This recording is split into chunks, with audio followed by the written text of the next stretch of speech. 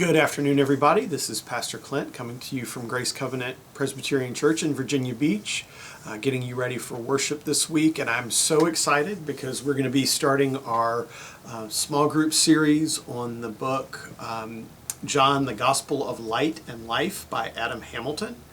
That study will be starting this coming week, and so the way it's going to work is we're going to spend six weeks studying the book, and I'm also going to do a 6-week sermon series on the Gospel of John. So all that's going to be going on together, so we're going to get a lot of John in the next 6 weeks, and by the time it's over, hopefully you will feel like you've got a really good basis and foundation for understanding this, one of the most important books in the New Testament. So it's going to be really exciting.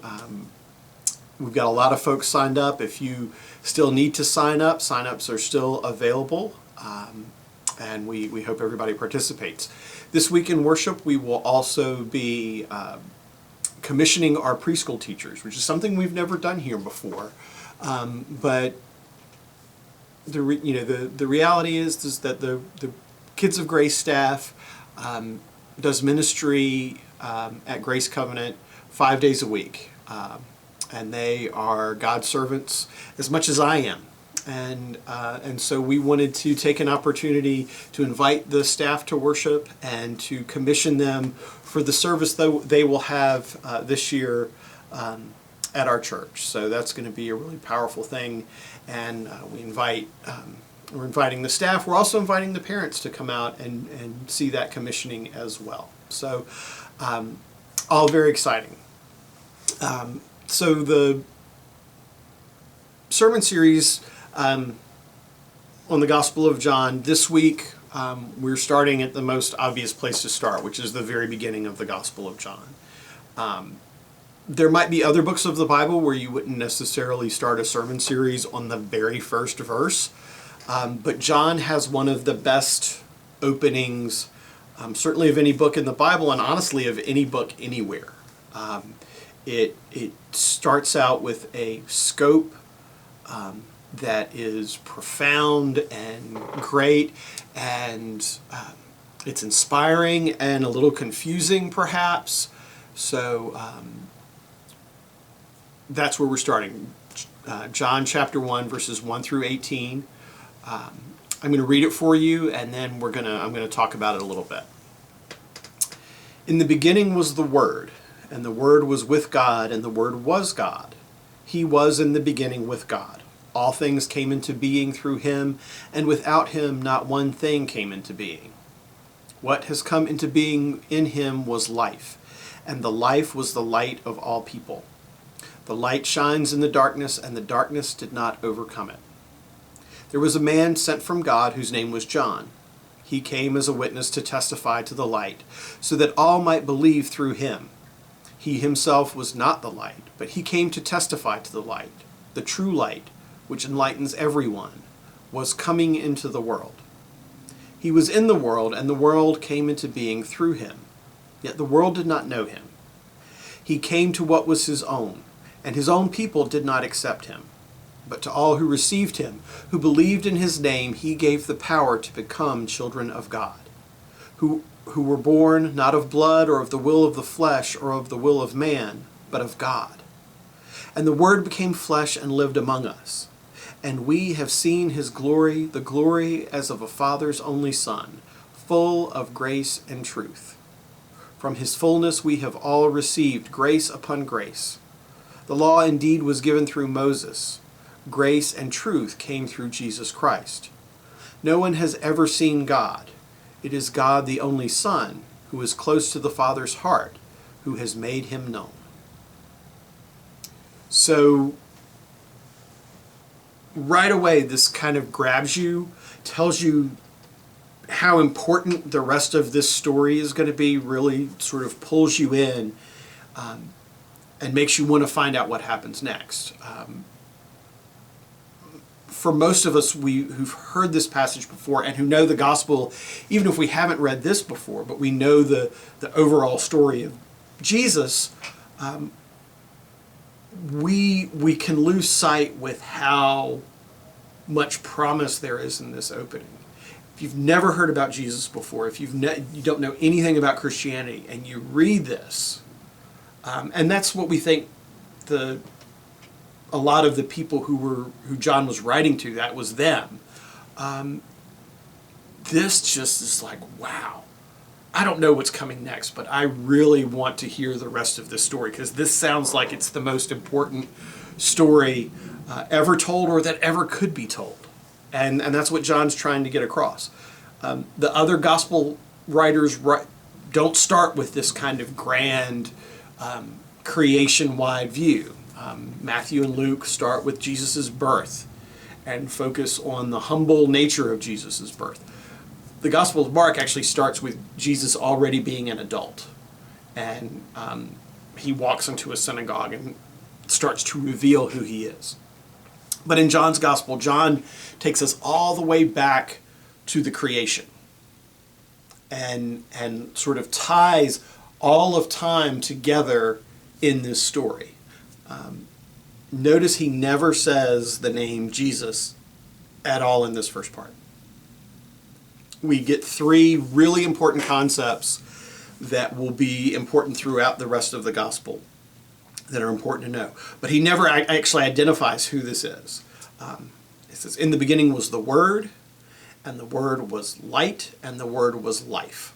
So the title of Adam Hamilton's book is John, the Gospel of Light and Life. This is where he gets it from. John already starts out moving in that direction.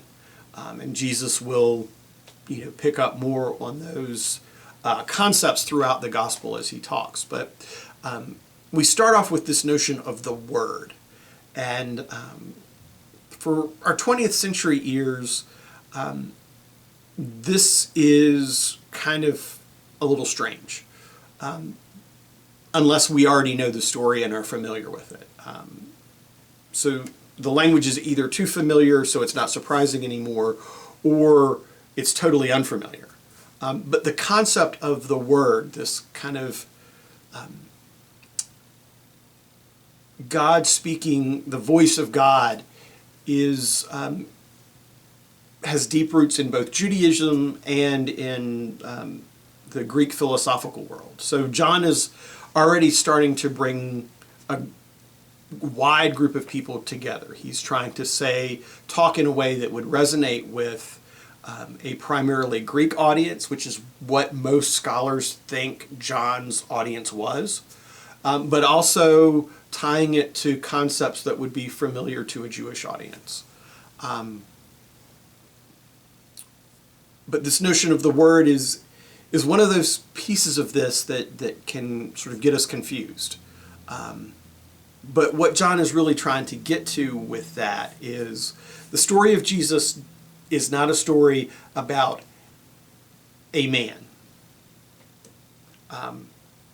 only.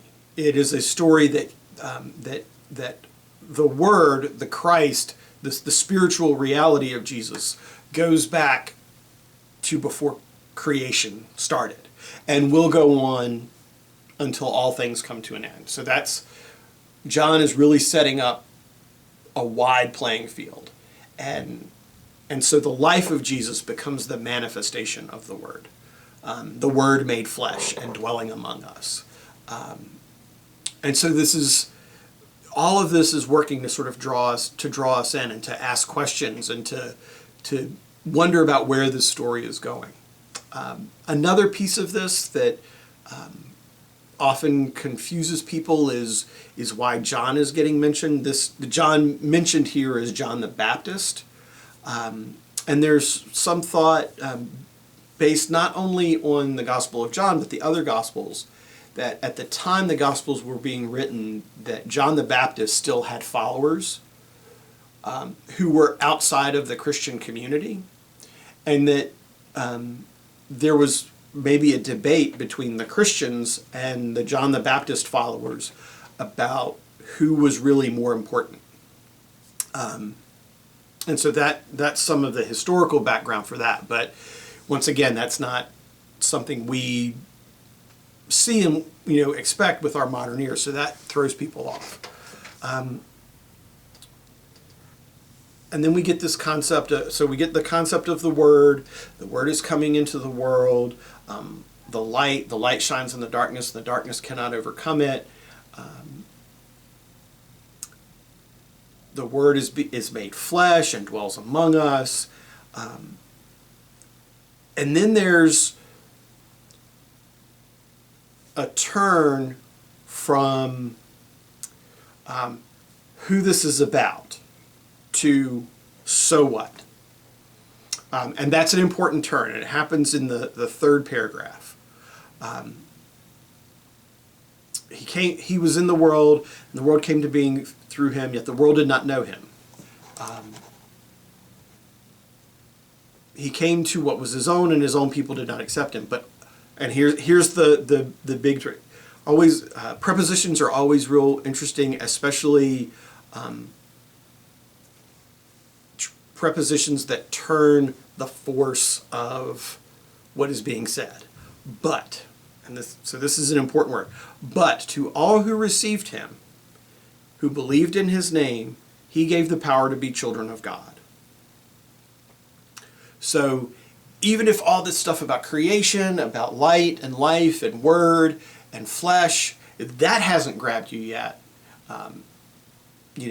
John is a keen observer of human beings too. He jumps to, okay, so what is the self-interest in this? He gave the power to become children of God. So even if you're not impressed before that, suddenly it's like, whoa, children of God. That sounds pretty good. Maybe I should listen more to find out what this story is really about.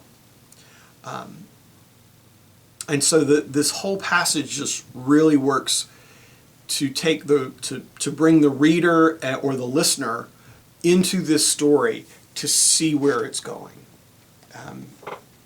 Because who wouldn't want to be one of the children of God? I mean, that sounds pretty good. So that's what John is doing, and he's building up a lot of theological concepts in this first 18 verses that he's going to unpack throughout the rest of the gospel. And so you're going to have these I am statements where Jesus is saying, I am the, and a lot of these words are going to come up. I am the light. I am the life. Those things come up, and they get, no pun intended, they get fleshed out throughout the gospel. And so John's really trying to capture the audience so that he can take them on this journey through the life and death and resurrection of Jesus, so that they come to the point where their faith grows out of this story, and really is rooted in this story about who Jesus is. So, and that's what we'll be talking about for the next 6 weeks, is how these other stories build on what we see here in this first 18 verses. So I'm excited about this series. I'm excited about our small group studies. I hope everybody will be able to participate, and I look forward to seeing you on Sunday. Be blessed.